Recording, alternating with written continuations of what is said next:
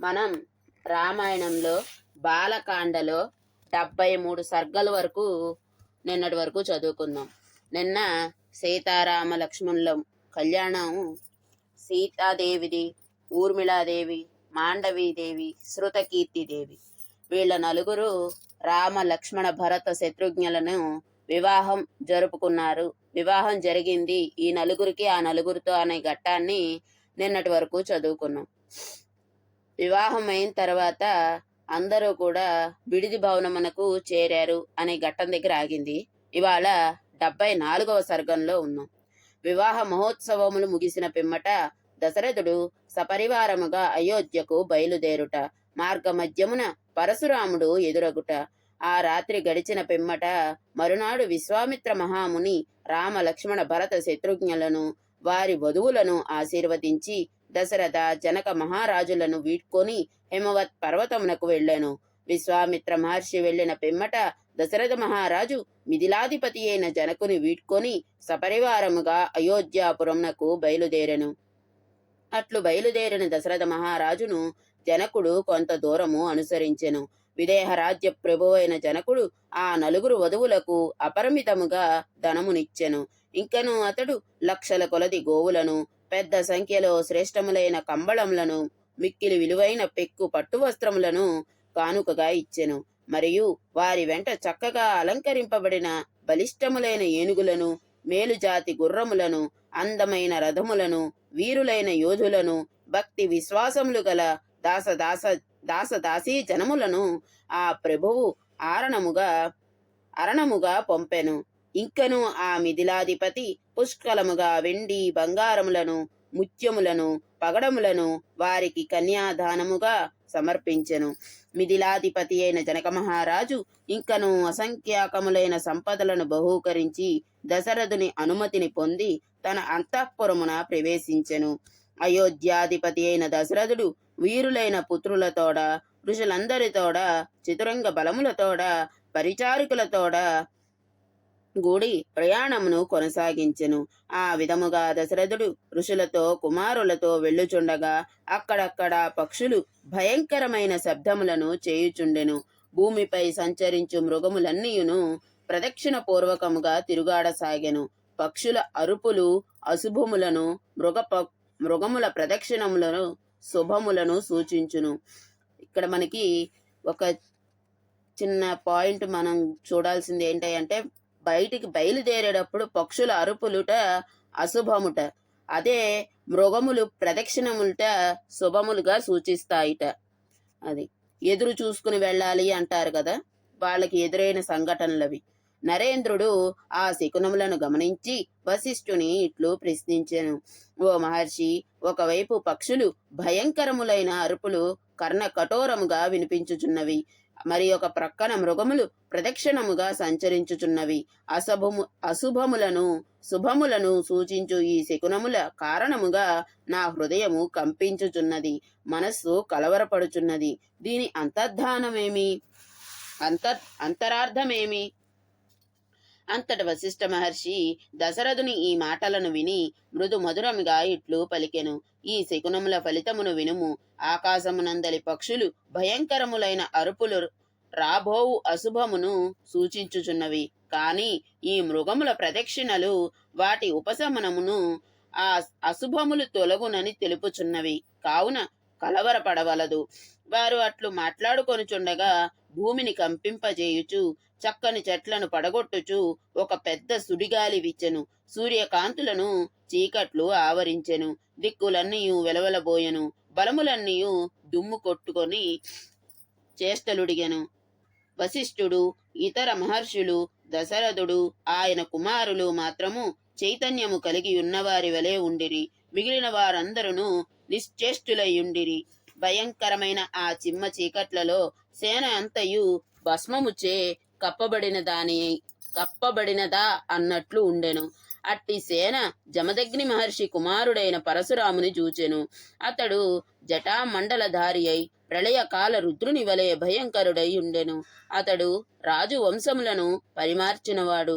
కైలాసము వలె దుర్జయుడు, ప్రళయాగ్ని వలె దుస్సహుడు, మిగులు ప్రజ్వలించుచున్న అగ్ని జ్వాలల వలె తేజో రాశి అయి జనులను ప్రజ్వలించుచున్న అగ్ని జ్వాలల వలె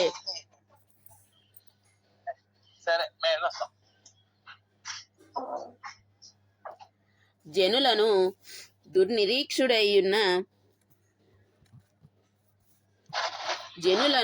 దుర్నిరీక్షుడయ్యున్నవాడు.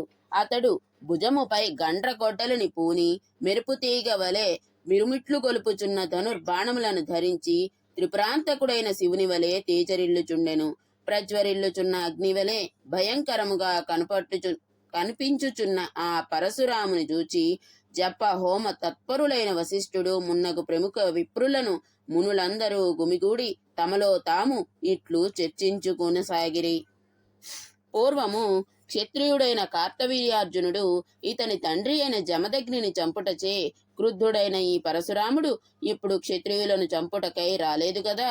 లోకడ ఇతడు క్షత్రియ ప్రముఖులను హతమార్చి క్రమముగా కోపతాపములు తొలగి శాంతించియున్నాడు. మరల ఇప్పుడితడు క్షత్రియులను పరిమార్చవలనను కోరికతో ఇచ్చటికి రాలేదు కదా. తమలో తాము ఇట్లు చర్చించుకొనిన పిమ్మట ఆ మునులు పరశురాముని పూజించుటకై అర్ఘ్యపాద్యాది ద్రవ్యములను తీసుకొనిరి. పిదప రామ రామ అని మధురముగా పలుకుచు భీతిని గొలుపుచున్న ఆయనను సమీపించిరి. జమదగ్ని కుమారుడు ప్రతాపశాలి అయిన పరశురాముడు ఋషుల పూజలను అందుకొని దశరథ రామునితో ఇట్లు భాషించెను. 75వ సర్గము. వైష్ణవ ధనస్సును ఎక్కుపెట్టమని పరశురాముడు శ్రీరాముని ప్రేరేపించుట. ఓ దశరథరామ, నేను నీ పరాక్రమమును అద్భుతమైనదని వింటిని. సర్వలోకములలోనూ ప్రతిధ్వనించిన ధనుర్భంగ ధ్వనిని కూడా పూర్తిగా వింటిని.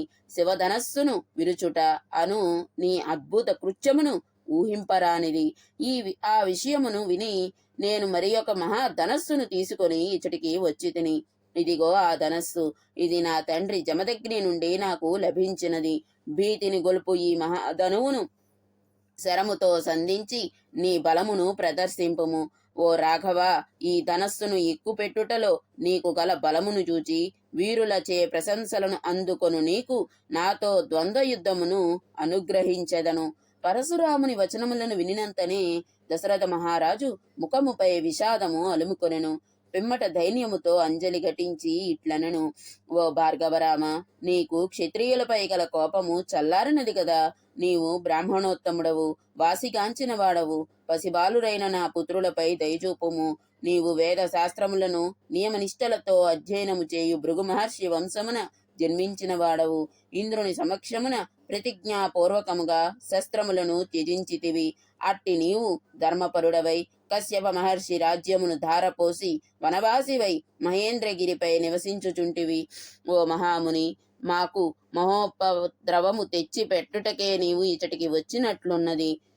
శ్రీరాముడు లేనిచో మేమెవ్వరము జీవించి ఉండజాలము.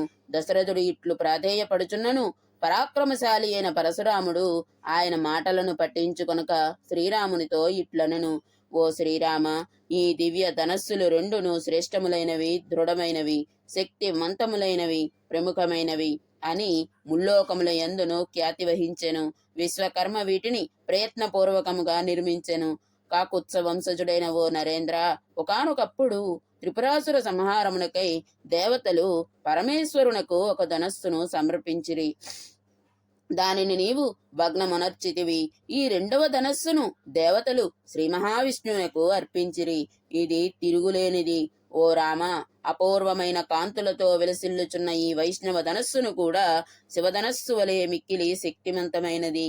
అప్పుడు దేవతలందరూ శివకేశవుల బలాబలములను ఎరుంగదలచి బ్రహ్మను చేరి హరిహరులిరువులిలో బలశాలి ఎవరు అని ప్రశ్నించిరి.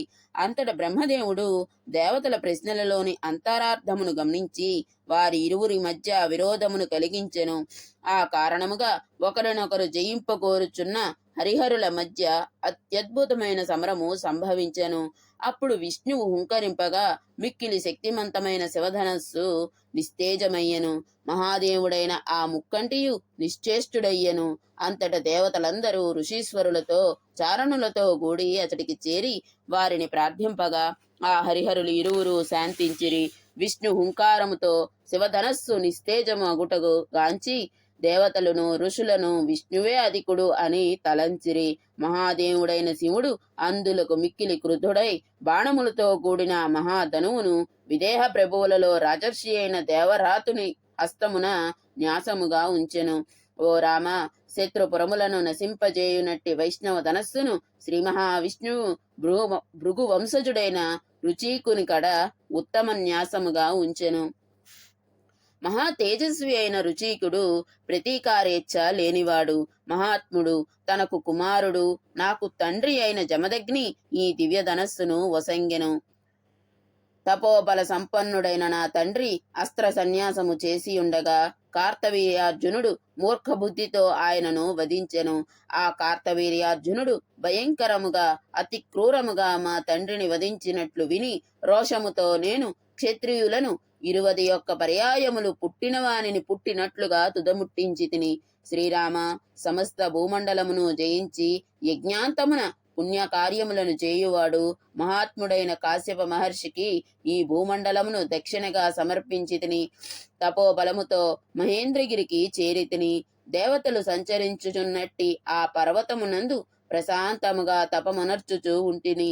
మహావీరుడవైన ఓ రామ, నీ నిరుపమాన పరాక్రమముతో శివధనస్సును విరిచినట్లు విని వెంటనే ఇచటికి వచ్చి తిని. ఓ శ్రీరామ, తాత ముత్తాతల నుండి నాకు సంక్రమించిన చెక్కు చెదరని ఈ వైష్ణవ మహాధనస్సును క్షేత్రీయ ధర్మమును అనుసరించి గ్రహింపుము. ఓ రామ, నీకు శక్తి ఉన్నచో శత్రుపురములను జయించినట్టి బాణమును ఈ ధనస్సునందు సంధింపుము. అప్పుడు నాతో ద్వంద్వ యుద్ధము చేయుటకు నిన్ను అనుమతింతును. 76వ సర్గము. శ్రీరాముడు వైష్ణవ ధనస్సును ఎక్కుపెట్టుట, వైష్ణవ తేజము ఆయనను చేరుట, అతని బాణ ప్రయోగముతో పరశురాముని పుణ్యరాశులు నశించుట, పరశురాముడు మహేంద్రగిరికి వెళ్ళిపోవుట.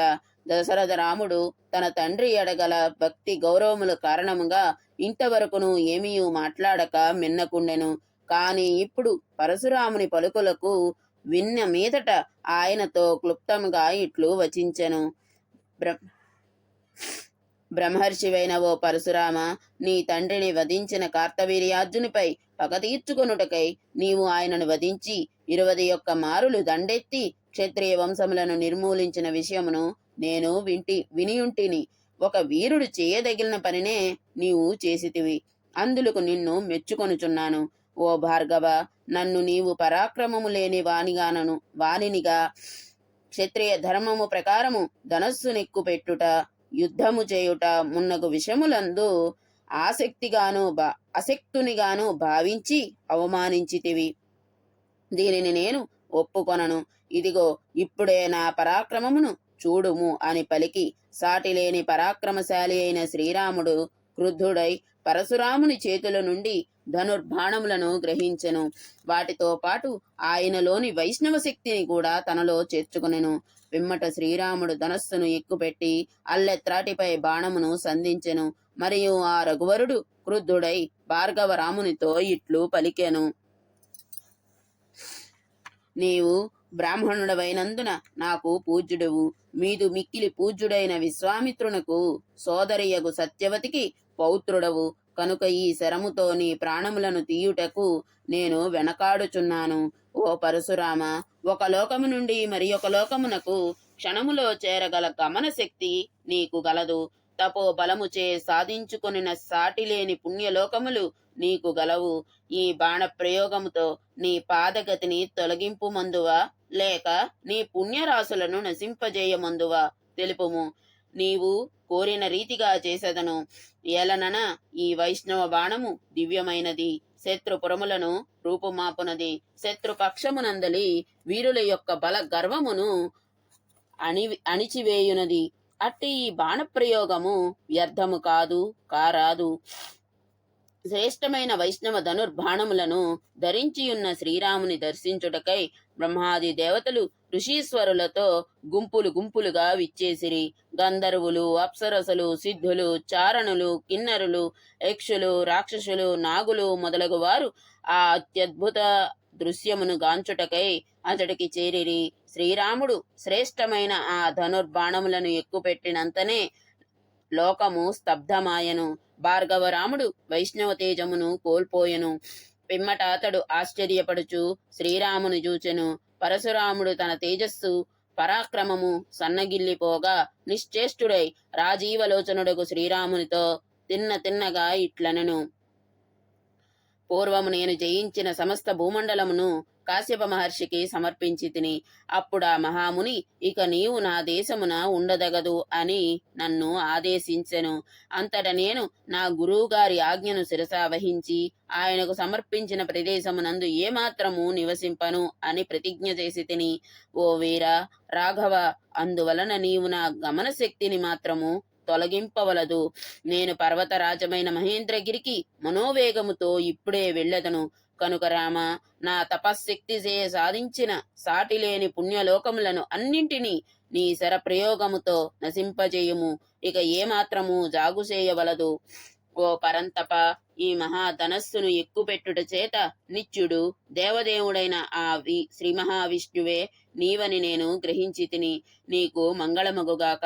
రణరంగమున అసహాయ సూర్యుడవు, అద్భుత లీలామహితుడవు అయిన నిన్ను ఇచటికి విచ్చేసిన ఈ దేవతలందరూ పరమాశ్చర్యముతో దర్శించుచున్నారు. ఓ కాకుత్స, ముల్లోకములకు ప్రభువైన నీ చేతిలో ఓటమి పాలగుట నాకేమాత్రము లజ్జాకరము గాదు. సచ్చరిత్రుడవైన ఓ రామ, తిరుగులేని నీ బాణమును ప్రయోగింపుము. నేను పర్వతోత్తమమైన మహేంద్రగిరికి వెంటనే వెళ్ళెదను. జమదగ్ని సుతుడైన పరశురాముడు ఇట్లు పలుకగా పరాక్రమశాలియు సర్వశుభ లక్షణ సంపన్నుడైన దశరథ రాముడు ఆ మహాశరమును ప్రయోగించెను. తీవ్రమైన తపస్సు చేతాను సంపాదించుకొనిన పుణ్యరాశులన్నీయు శ్రీరాముని బాణ ప్రయోగముచే నశించిపోవుటను చూచి వెంటనే పరశురాముడు పర్వత శ్రేష్టమైన మహేంద్ర శైలమునకు వెళ్ళెను. అనంతరము 8 దిక్కులయందు అలుముకొనిన చీకట్లు తొలగిపోయెను. ఆయుధమును ధరించియున్న శ్రీరాముని దేవతలు ఋషులు ఎంతయు కొనియాడిరి. జమదగ్నిపుత్రుడైన పరశురాముడు మహేంద్రగిరికి బయలుదేరుటకు ముందుగా దశరథ రాముని ప్రశంసించి ఆయనకు ప్రదక్షిణ పూర్వకంగా నమస్కరించి వెళ్ళెను. 77వ సర్గము. దశరథుడు నవవధూవరులతో పరివారములతో అయోధ్యకు చేరుట.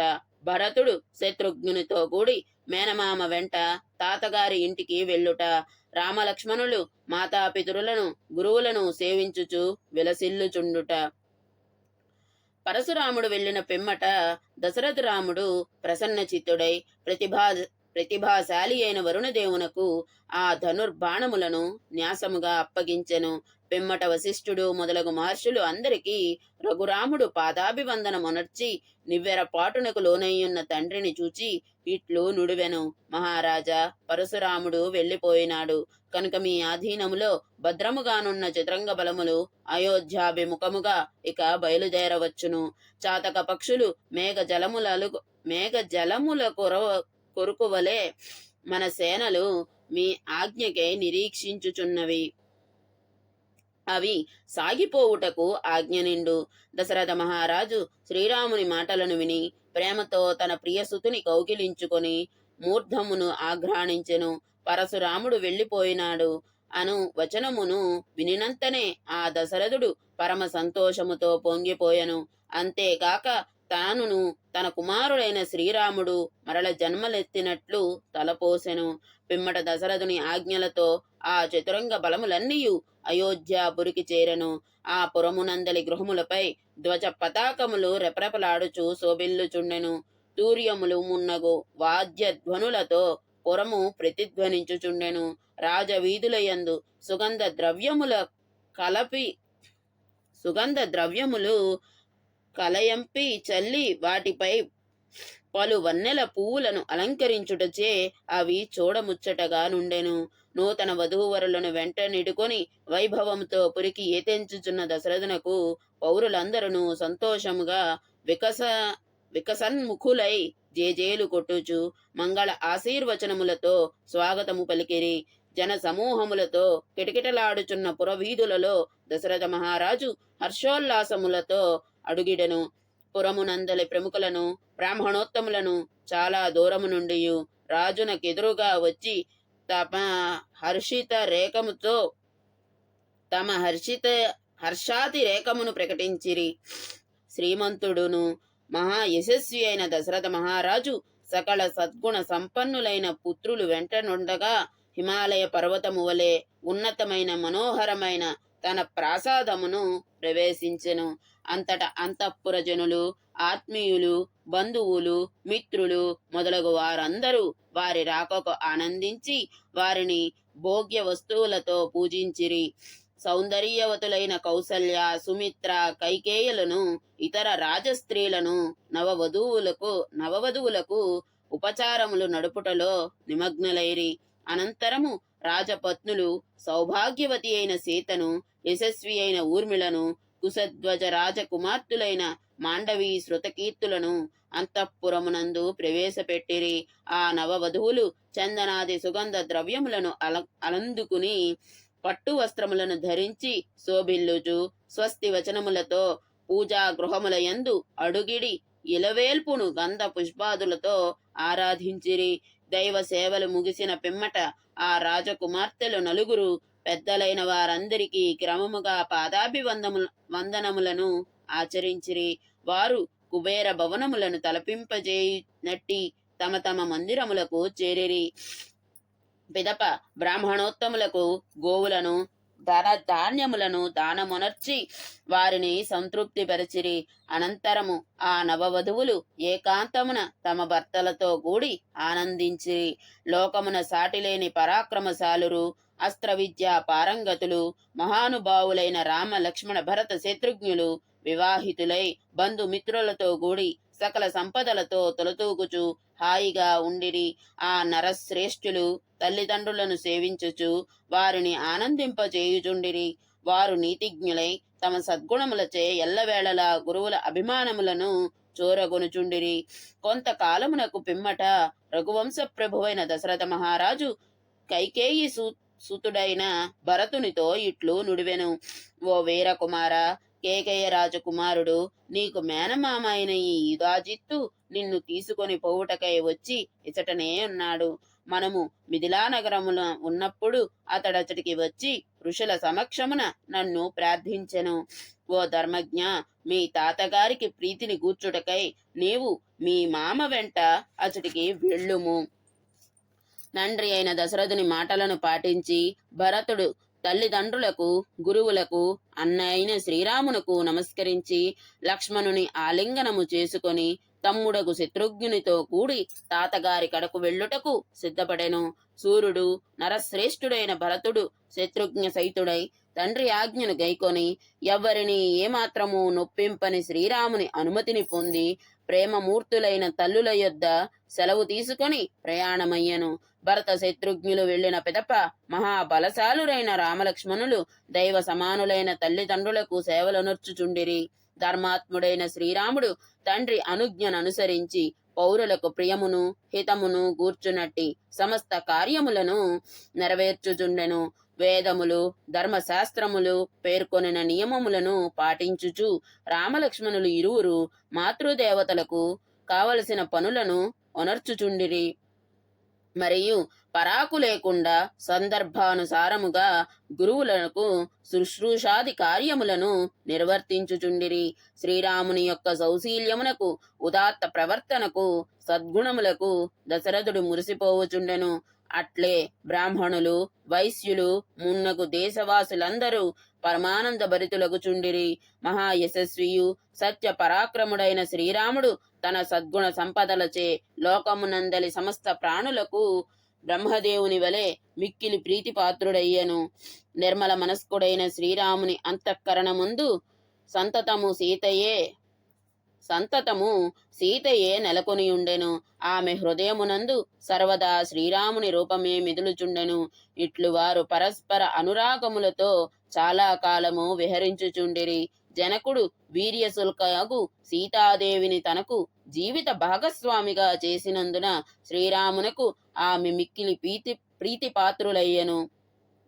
పతి సేవా పరాయణ తత్వము అనడి గుణము చేత రూప సౌందర్య వైభవముల వలను అయోనిజయై ఉత్తమ వంశమున వర్ధిల్లిన కారణమును శ్రీరామునకు ఆమెపై ప్రేమ దినదిన ప్రవర్ధమానముగుచుండెను.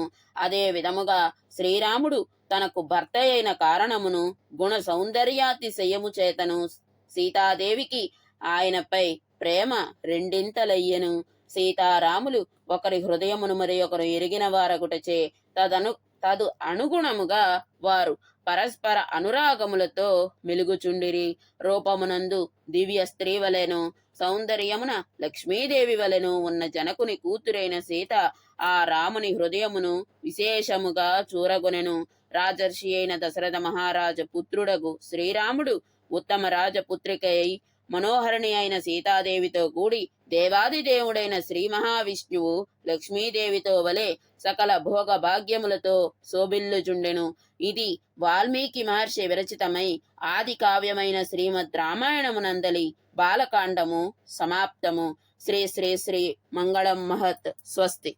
సర్వం శ్రీ రామచంద్రమూర్తి పాదారవిందార్పణమస్తు. స్వస్తి.